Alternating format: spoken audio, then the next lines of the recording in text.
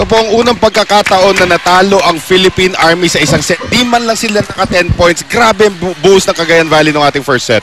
Oh, when you look at the numbers, Cagayan attacks 13 as compared to 6. Blocking. We were talking about it. Hindi makalusot tong offense ng Army. 6 as compared to none. Service, pareho lang.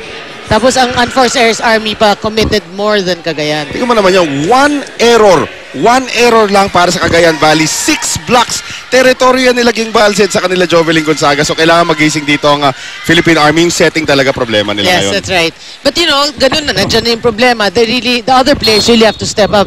Meaning to say that the offense should just, you know, make the most nasa anong set na makuha nila. At kung kilala nyo po ito Philippine Army, dadamdamin nila yan at talaga they will come out firing dito sa ating second set. And that's exactly what Michelle Carolino does.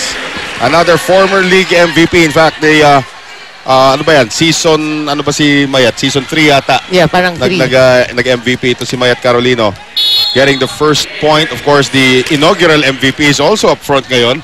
Itong si Ging Balse. Season 2 MVP is playing for the Meralco Power Spikers, which is Maureen Penetrante. Here is Michelle Carolino. All Carolino so far, but Jonella tracks this down.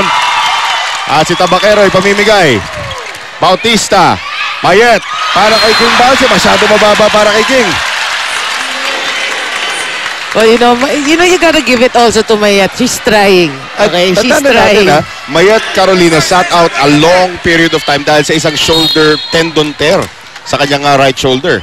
Tapos ngayon setter. Ngayon setter na. So talaga mababanat yan. Gwyneth Eulalio ngayon. Torres. Overreaching. Dapat tinira na lang ni Mayet yun eh. No, but she's a back row attacker. Back row setter. No, but you know, Army also has to check yung kanilang reception. Hindi makaporma yung mga setters because they're receiving poorly. Well, 2-1 ngayon. Eulalio. Sharp serve. Shasha Torres. Carolino. Binuhay para dito kay Jovelyn Gonzaga. Iuhulog na lamang. Pomla Soraya ngayon. Combination. Kanika Tipachot. Wow. 3 straight points for Cagayan Valley. And if it's Fun Family Pizza, it's gotta be Shakey's. So nothing working para sa Army, pati blocking. You have a Gonzaga. You said reception. Oh, tapos sinabi mo nga, blockers like Gonzaga and Balse, they can't even get a decent block. Right. Tipachot, nakahiga na doon. Hindi tumawid yung bola. At Tipachot, gimpy after that one also. That's right. Pero tao lang siya. Ayan. Mukha ba taga-Thailand yan? Sabi ka na sa assistant coach lang, mukha ka taga-Cagayan eh. Mukhang Cagayano daw. 3-2, lamang pa rin po Rising Suns dito sa ating second set. Ging Balse. Tabaquero, Soraya, Aiza Maiso off the block. Bautista. Back set ngayon, Jovelyn Gonzaga. Nice dig from Soraya. Jonella ngayon, giving it to Tipachot. Ibang klase itong batang to. Oo. You know, if you're Army, kailangan i-realize mo sa Tipachot, she delays her spikes. You can see here. So the blockers, kailangan magpa-delay rin kayo. Alam mo, itong si Tipachot, Michelle Gumabaw made a great point na parang si Aragalang, why does Aragalang get so many points sa UAAP? Kasi delayed din yung kanyang mga tira. Exactly. Dahil sa kanyang wind-up. Here's Gonzaga, no delay there, and no delay in the defense of Pao Soriano. Rexona anti-perspirant deodorant, it won't let you down. You gotta give it also to Cagayan, no? Their middle spike or middle blockers working hard. You have Pao Soriano and Gwyneth Eulalio teaming up. Talaga yung blocking. Wala pa yung Sandra De Los Santos dyan. Oo. Dati ring MVP nitong Shakey's V-League. Gonzaga, yan ang gulang. Which is what they need. Gonzaga, the 21-year-old from Jordan ba o Jordan Guimaras? Basta yun yung kapital eh. Doon siya galing eh. Ito ngayon ang serve ni Michelle Carolino.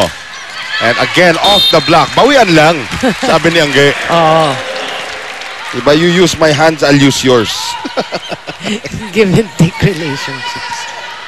And of course, Axel is the official outfitter of the Shakey's V-League. Shasha Torres, Mayet, going to Nene. Nene cross court, Mintis. Good read actually by Jack Jonella. Hinayaan na niya lumabas.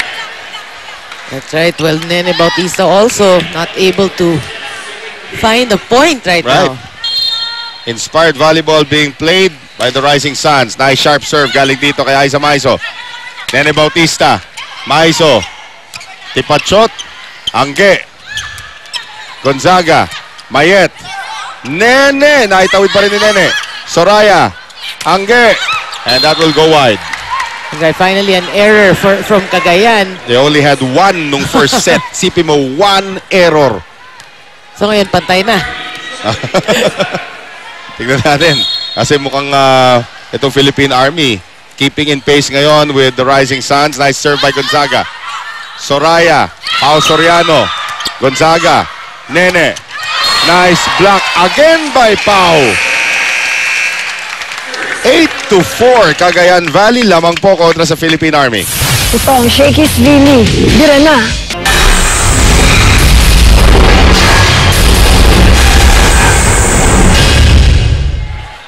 And the weekly highlights po nitong ating Shakey's V-League tuwing linggo po ng umaga, 9:30 a.m. sa GMA News TV All Sports. Let's send it now to Mia Kalim.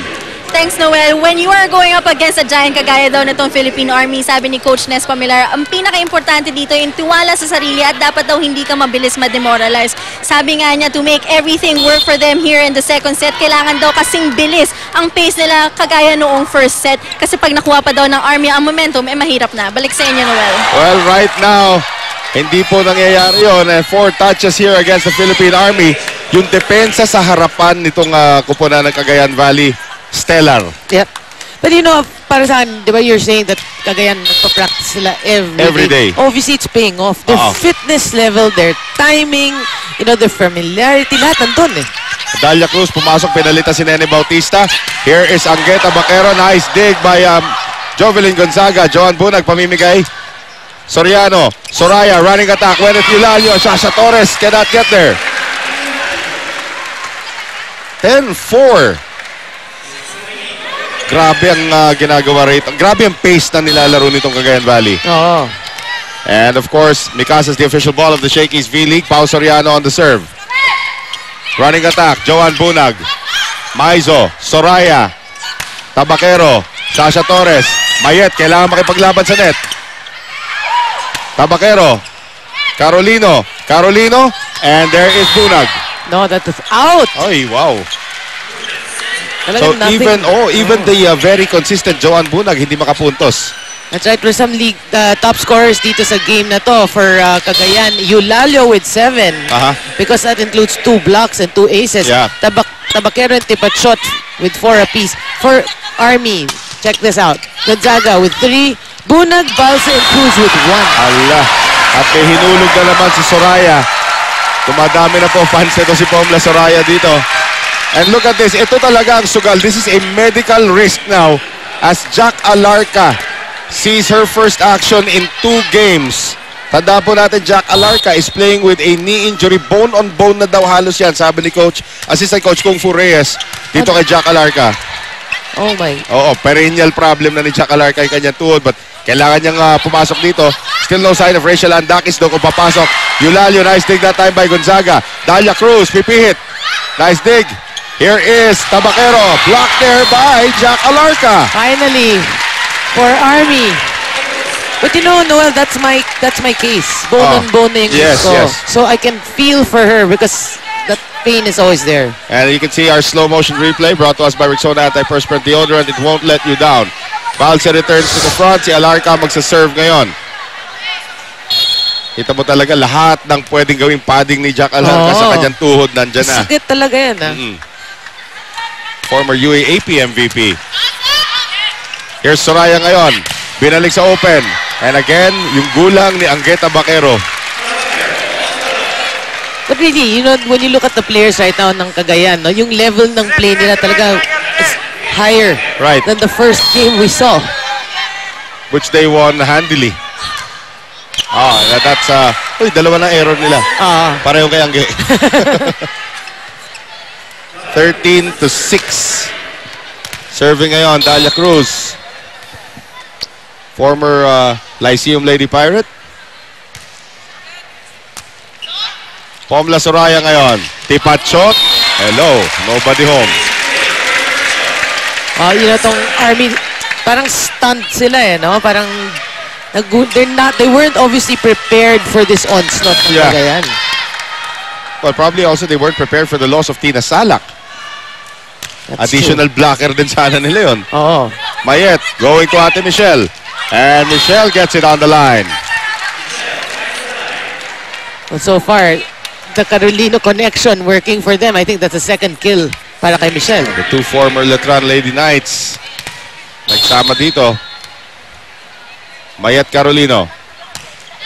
Into the net. Yan ang hindi kailangan ngayon ng Army, yung mga unforced errors na ganon. And if it's Fun Family Pizza, it's gotta be Shakey's. Balik ulit si Eulalio sa service line. 8 ang abante rito ng Cagayan Valley.